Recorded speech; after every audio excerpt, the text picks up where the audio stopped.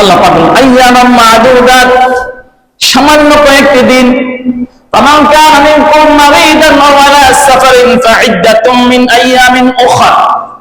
ফামান কানা মিনকুম মারিদান আও আলা সাফারিন, যখন তোমরা অসুস্থ হয়ে যাও অথবা সফরে থাকো, ফাইদ্দাতুম মিন আইয়ামিন উখরা, তাহলে অন্য সময় এগুলো পূরণ করে দাও।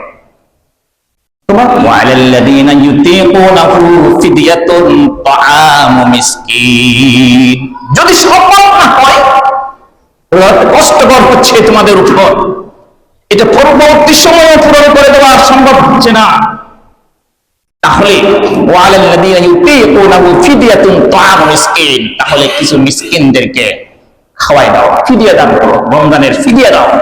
তাহলে তোমাদের উপর রমজানের রোজা যে ফরজিয়ত, এই যে সাকেত হয়ে যাবে, এটা আদায় হয়ে যাবে। সুবহানাল্লাহ, আল্লাহ পাক ইসলামকে কত সুন্দরভাবে উপস্থাপন করেছেন, মুসলমানদের উপর একটা বিধানকে আল্লাহ পাক ফরজ করছেন। ফামান তাতাওয়া খায়রান ফাহুয়া খায়রুল লাহ ওয়া আন তাসুমু খায়রুল লাকুম ইন কুনতুম তা'লামুন।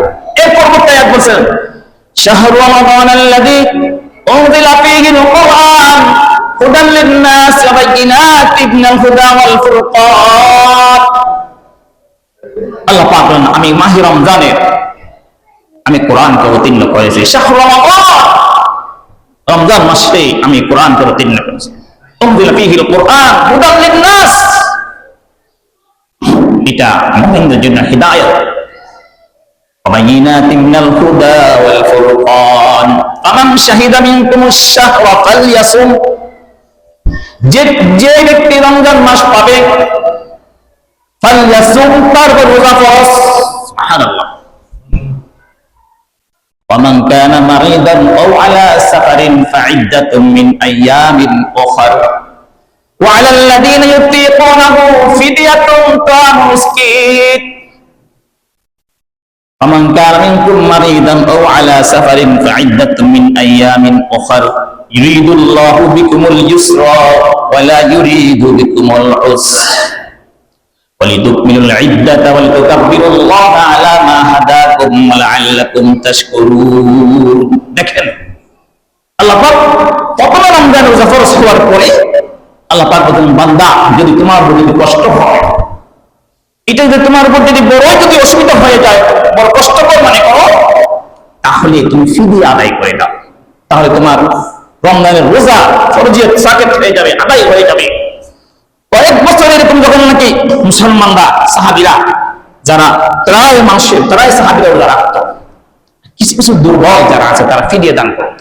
অর্থাৎ রমজানের রোজার উপর মানুষ যখন অভ্যস্ত হয়ে গেল, তখন আল্লাহ পাক পরবর্তী আয়াত নাযিল করলেন ফামান শাহিদা মিনকুমুশ শাহরা ফালইয়াসুম।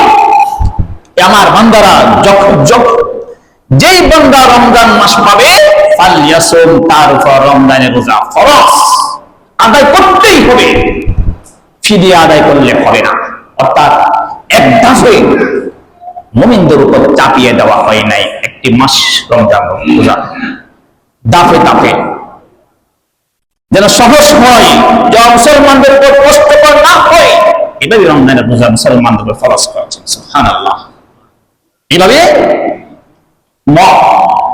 শরাব একদিন হারাম করেন নাই, ধাপে ধাপে আল্লাহ পাক হারাম করেছেন। প্রথমে বলেছেন এই শরাবের মধ্যে কিছু উপকারিতা আছে, কিন্তু উপকারিতা থেকে অপকারিতা বেশি।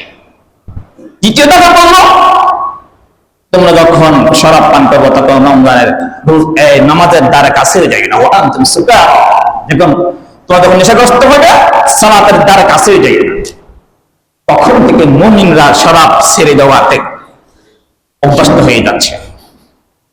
তৃতীয় ধাপে আল্লাহ পাক একেবারে ফরজ করে দিলেন, আর তোমাদের কাছে যে শরাব আছে এগুলো তোমরা ঢেলে দাও, একেবারে তোমাদের উপর ক্রান্তভাবে হারাম করা হলো।